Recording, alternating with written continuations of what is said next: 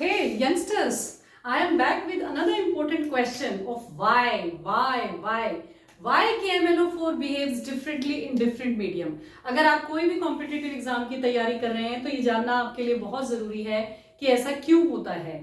हमने सभी ने KMNO4 के बारे में पढ़ा हुआ है और हम ये सब जानते हैं KMNO4 acts as a oxidizing agent and ये भी हम सब जानते हैं कि it behaves differently in different mediums. लेकिन ये नहीं जानते कि क्यों, ये हम नहीं जानते कि क्यों ये अलग अलग मीडियम्स में अलग अलग तरह से बिहेव करती है। तो आज इसी सवाल का जवाब लेकर मैं आपके सामने आई हूं। चलिए सीखते हैं। बहुत इंटरेस्टिंग कहानी है KMNO4 की। अलग अलग मीडियम में ये अलग अलग तरह के तरीके से बिहेव करती है। जैसे कि आपने देखा एसिडिक मीडियम में जो KMNO4 है वो Mn+2 बनाती है, बेसिक मीडियम में MnO4 2- बनाती है और न्यूट्रल मीडियम में MnO2 बनाती है। क्या आपने कोई बात नोट की? एसिडिक मीडियम में 4 वाटर के मॉलिक्यूल्स निकल रहे हैं, जबकि न्यूट्रल मीडियम में there are 2 molecules of water, जबकि बेसिक मीडियम में there is no molecule of water. It means medium का ही कुछ चक्कर है। हो क्या रहा है बच्चों, जो MnO4 है जो हमारा एसिडिक मीडियम होता है, देखो MnO4 को इलेक्ट्रॉन गेन करके रिड्यूस होना है, तभी तो वो ऑक्सीडाइजिंग एजेंट का काम कर रहा है। अब अगर कोई, और हमने ये पढ़ा कि ऑक्सीजन जो है हायर ऑक्सीडेशन स्टेट्स पे मेटल्स को स्टेबलाइज करती है, यानी ऑक्सीजन ने ही यहाँ इसको स्टेबलाइज कर रखा है हायर ऑक्सीडेशन स्टेट में। यही मतलब हुआ ना इस बात का।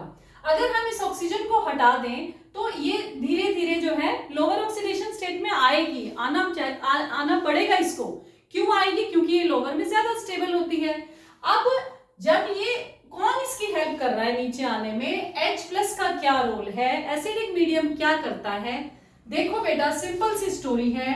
जो एसिडिक मीडियम H+ रिलीज करता है, H+ रिलीज करता है, ये H+ आयन ऑक्सीजन के साथ मिलकर के, जो ऑक्सीजन है उसके साथ मिलकर के वाटर बनाते हैं। क्या बनाते हैं? वाटर।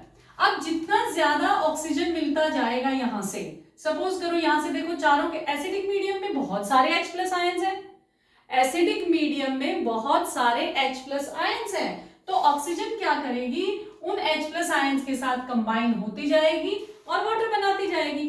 क्योंकि बहुत सारे H+ हैं तो ये हाइड्रोजन ऑक्सीजन को लेकर के वाटर, 4 वाटर के मॉलिक्यूल बन गए, चारों के चारों ऑक्सीजन यूज हो गए। ठीक है।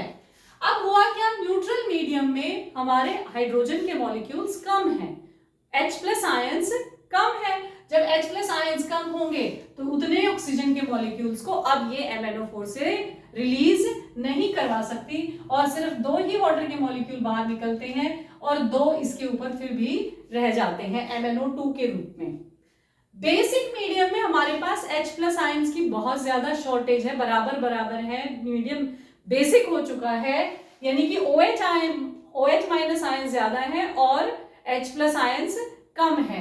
अब क्योंकि H+ आयंस है ही नहीं तो ऑक्सीजन कोई वाटर लेकर के निकलेगी ही नहीं बाहर, तो H नहीं है तो ऑक्सीजन भी नहीं निकल पाएगी, इसलिए और नहीं निकलेगी तो देखो यहाँ पर 4 ऑक्सीजन, यहाँ पर 2 ऑक्सीजन और यहाँ पर एक भी ऑक्सीजन नहीं है, क्योंकि एसिडिक मीडियम में सारी ऑक्सीजन H+ ले गया, न्यूट्रल मीडियम में भी H+ ले गया और जो आपका बेसिक मीडियम है वहां कोई भी H+ मौजूद नहीं है, इसलिए सारी की सारी ऑक्सीजन इसके साथ यहां पर जुड़ी हुई है। सिर्फ इस एक गेन इलेक्ट्रॉन इसने गेन किया और MnO4 2- बन गया।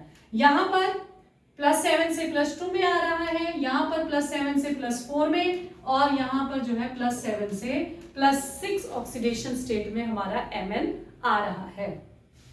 तो आई होप कि ये मीडियम का कॉन्सेप्ट आपको समझ आ गया होगा कि एसिडिक मीडियम क्या रोल प्ले करता है मैंगनीज के ऑक्सीडेशन प्रोसेस में। Thank you so much.